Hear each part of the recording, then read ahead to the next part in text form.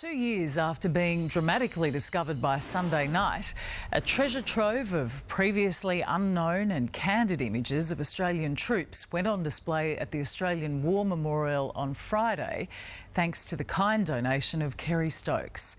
The lost diggers of Vignacourt were discovered in the attic of a French farmhouse, one of the most important World War I finds ever made.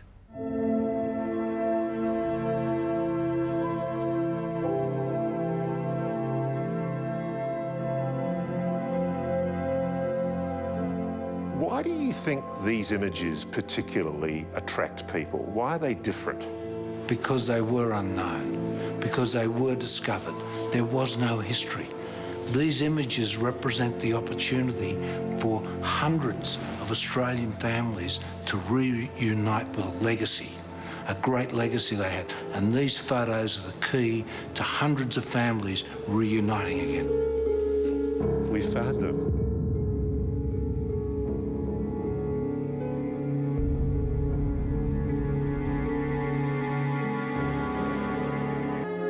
Tragically, most of the photos of many of the men in them never made it home.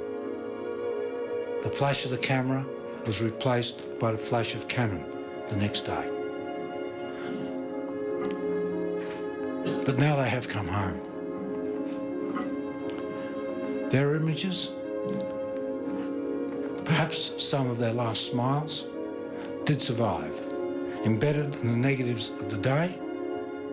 These were extraordinary Australians, their lives and bravery, part of our fabric of our country and part of the fabric of our history. They may have been lost, but they'll never be forgotten. It's fantastic. Fantastic.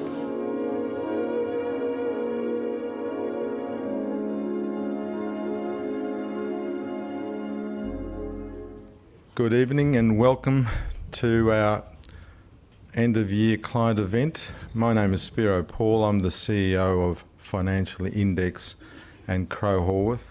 It's pretty hard to top an event like this evening, so I'm not sure we're ever going to do that. So if your expectations are that we've set a bar like this and we're going to beat it next time, we may disappoint. It's my great pleasure to introduce something truly special. I mean, you can see around the room what you may expect to see tonight.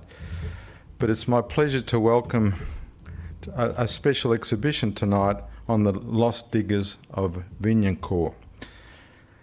The paintings are by George Petrou, and both George and Ross will share the story with you about the lost diggers of Vignacourt and the story behind some of the paintings, and each one has a story. And without further ado, I'd like to welcome Ross to the podium. Thank you, Ross. Thanks, Spiro. Thanks very much, Spiro. And look, thanks all of you for coming along tonight. I'm quite humbled by the interest that this whole story has generated. As a journalist, you try and predict sometimes. You do these great stories, you work for months and months and months, and you think, crikey, this is going to be a ripper. And we didn't really predict the response that this one was going to have. And to give you an idea of the response, I'll just show you a quick video that encapsulates the response that we've had from all over the world, from millions of people. We had 14 million page views on our Facebook site that we set up for the Lost Diggers within 3 weeks of putting these images up online. And largely through the munificence of a wonderful man, Kerry Stokes, the chairman of the Seven Network, who is passionate about Australian military history and passionate about recognising the servicemen and servicewomen. We were able to bring these plates home and do the research to track down the families. And this was the response we got at the Australian War Memorial when we put the exhibition to air. 2 years after. As Kerry Stokes said there, we were all taken aback by the reaction from military historians and people from across the world, because what we'd stumbled across was something quite extraordinary. You have to understand that in the First World War, whereas at Gallipoli men were allowed to take cameras, there's lots of shots of blokes at Gallipoli, On the Western Front, cameras weren't allowed because the trench systems were so secret. They didn't want to show the Germans, if they were captured, any images of the trench systems. And so it was vitally important that there be nothing that could betray locations and fortifications. To this day, you can go to Vignacourt, and whilst there's no longer those old-fashioned graves, what there is now a Museum des Australiens, a Musée des Australiens, which has all of these images, and hopefully maybe one of George's pictures, on display. And the lovely thing about it is if you rock up at the right time, maybe during the school holidays in France, all the kids there have memorised the story of an individual soldier, Jim Holland and Angus Wilson, and they'll come up and they'll take you and they'll tell you the story of their Australian. And you know why? Because they've never, ever forgotten the Australians. Thank you very much.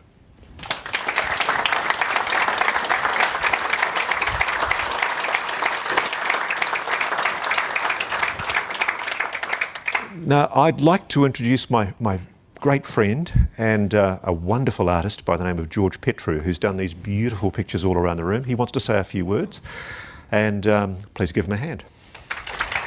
Thank you, Ross, for another magnificent presentation. It's wonderful, a real pleasure. Wonderful, thank you. Hope you all enjoyed that. Just before I'd like to say thank you to Findex for putting this whole magnificent sort of travelling show around Australia together. So thank you, Terry and Spiro. Thank you so much. It's been a wonderful journey. And to the organisers, Laura and Jenny, you've done a wonderful job. Thank you. Ross has been so passionate about the whole thing, and I really do need to thank him sincerely. This is the third show he's done for us. He was good enough to come down to Melbourne to launch the first show for us, so that was greatly appreciated, and thank you. I am so honoured to accept this beautiful gift from George Petrou. It's a magnificent rendition of the Sad-Eyed Digger. George, one of my dreams to bring this young man back together with his living family. Those eyes, you've captured them so well, George. He shows all the trauma of what he did. He was a young signalman. His job was to clamber out on the battlefield in often pitch darkness and to dig trenches for the wires that were used to communicate back to the command HQ. It was done at great hazard, huge risk, and the constant threat of shell fire and machine gun fire. And we know that George was basically killed by artillery fire. He and another guy were killed instantaneously by shell fire. And the tragedy is, the reason why I want to reunite him with his family is because he had no family here in Australia. They were all back home in England. And they probably never saw their son again. They probably never saw the image that we get to see in the Lost Diggers images. And it would be a wonderful thing to bring a family back together with the boy they lost. Thank you, George. You're making that possible. Best wishes, mate. Thanks for making this adventure happen. The show's been an extraordinary experience. I was born in the Netherlands, and the events in northern France were just a short distance away, really, in Australian terms, where I grew up. I grew up in the Second World War, so war is something that's very real to me.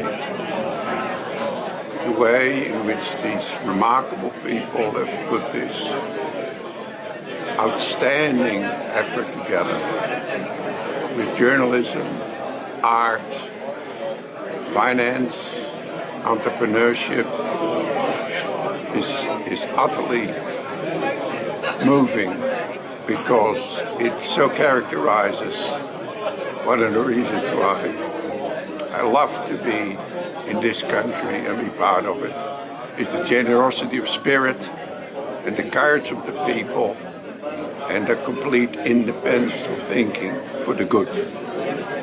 It's been a privilege. I'm a friend of George, and I called it an honor to be a friend of his. And I thank them all. I think it's really important to have these images recorded and to have the extra interpretation that George has given to the photographs through the paintings is fantastic. And I can see from looking at the photographs that he has felt what's coming through from those men in the photographs, and I'm really enjoying seeing the paintings. So thank you, George. It's great. I find it quite emotional when you see it, and the work of George is just amazing. I find his work is just unbelievable. It's looking at their faces and the eyes are just incredible. It's just been a wonderful experience coming here and seeing it all and meeting the people that are involved with it all.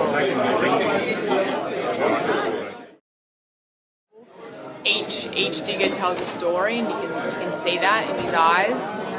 It's an incredible journey that both George and Ross have gone through, and I believe this exhibition really portrays that, and something that's very unique and very special to so many people around Australia, not only those that are here tonight, but also to the families that had their relatives fight in the war to get us to where we are today. I think it's very, very special. It's fantastic work. Paid all my dues, so I picked up my shoes and got up and walked away. Oh, I was just a boy, giving it all away. I worked hard and failed, now all I can say is I threw it all away. Oh, I was just a boy, giving it all away. Sail away, sail away. Ooh, well I know better now. I know better now. I'm giving it all away. Oh, oh yeah, I know better now. I know better now. I'm giving it all away.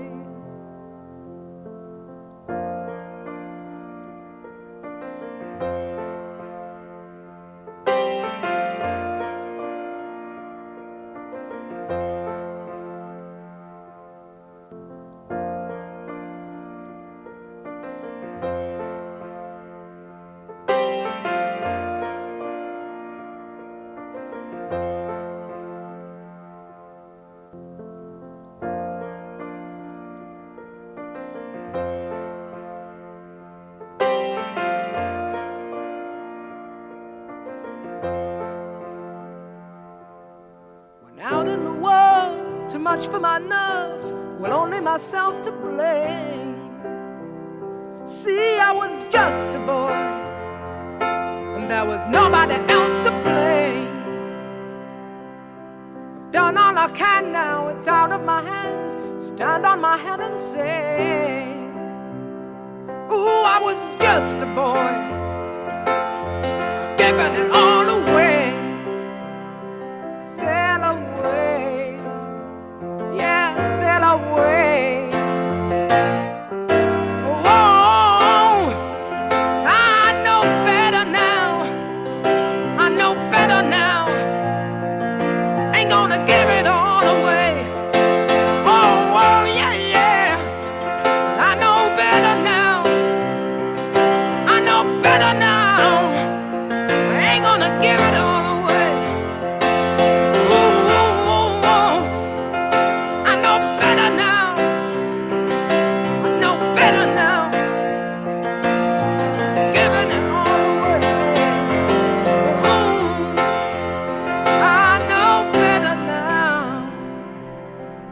Better now, I've given it all away. See, I was just a boy, I'm giving it all away. Yeah, I was just a boy, giving it all away. See, I was just a boy, giving it all away. I was just a boy. I was just a boy.